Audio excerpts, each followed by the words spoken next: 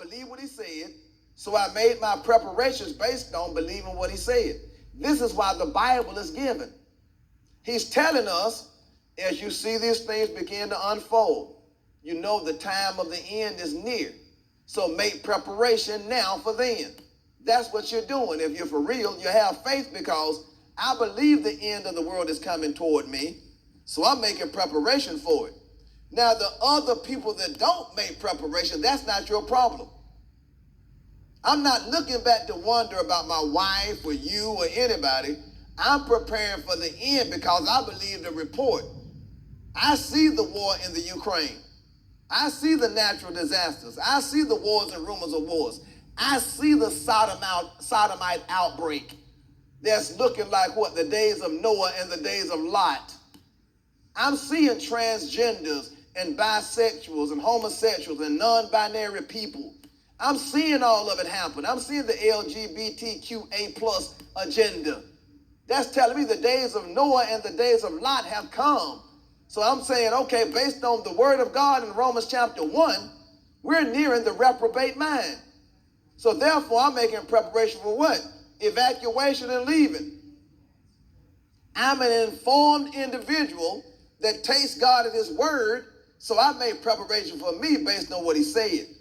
Those that don't, they're out there lollygagging around thinking it's business as usual and it's good times and fun.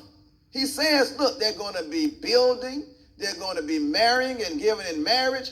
It's going to be business as usual to them, and this thing is going to take them unawares, thinking it's just another day. You know, when you wake up in the morning in Sodom and Gomorrah, there ain't no fire falling. You ate your breakfast, you ate your Cheerios, you went on your morning run, you went to work, you ate your lunch.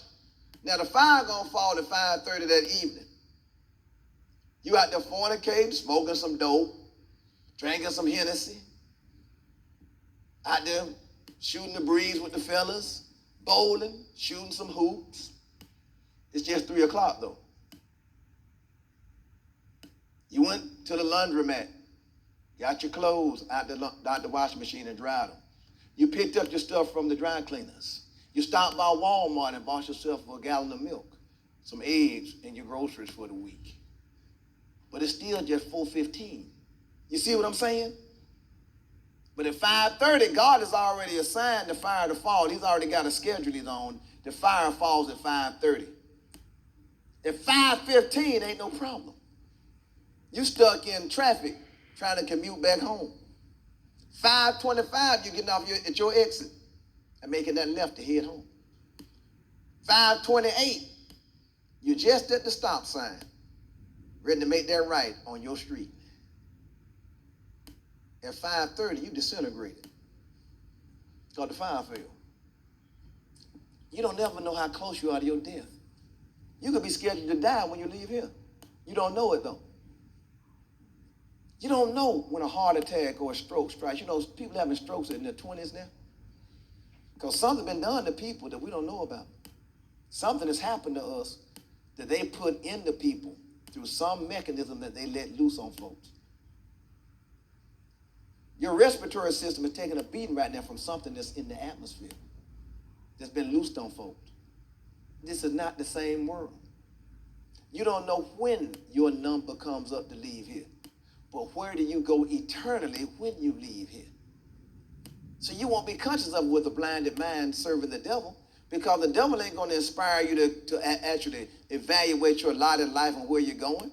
He's going to have you what? Caught up in what? The affairs of this life. But at 5:30 today, if the fire falls, where do you go then? Nobody figured this boob out here building this ark had any sense, because we haven't ever seen rain. This guy crazy.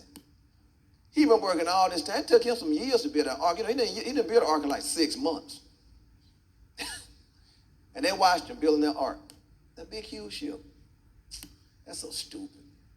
He crazy.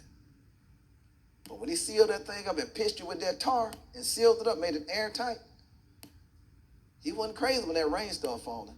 They might have laughed when that stuff was like, puddles. It might have been a little funny ankle deep. Around knee deep, you start wondering a little bit. Waist deep, you real scared. Chest deep, you yelling and beating on the ark. But buddy, when it took you under, you drowned to death. And only 8 people came out of the ark to replenish the earth. See, God is funny and a joke and a clown until the day he moves. And when he does, he wipes all the smiles out. All that laughter could stop real fast. They can joke and clown all they want, but when he makes his move, he that laughs last will laugh best. And he says in Psalm 2, I'm going to sit in heaven and laugh at their derision and confusion. I'm going to have them in complete calamity because they thought I was a joke and they mocked me and thought I was just a clown. This Bible is a doorway into God's eternal kingdom.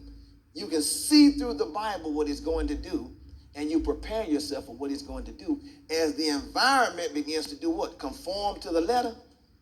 See, the environment conforming to the letter is a warning to us that it's about to happen. So now, I'm not playing with nobody now. I don't want to go. I'm not fooling around with this because I see the environment changing. I see the wars and the rumors of wars are now hot as the Russians are blowing the Ukrainians to pieces. I see the sodomite agenda coming to fruition. I see Romans chapter 1 and all the things unfolding from uncleanness to vile affections and now the reprobate mind where people have lost their minds. What's the problem down here? Unless the Lord builds a house to contend with what's happening, we labor in vain. Why? Because we're dealing with a demon-possessed world.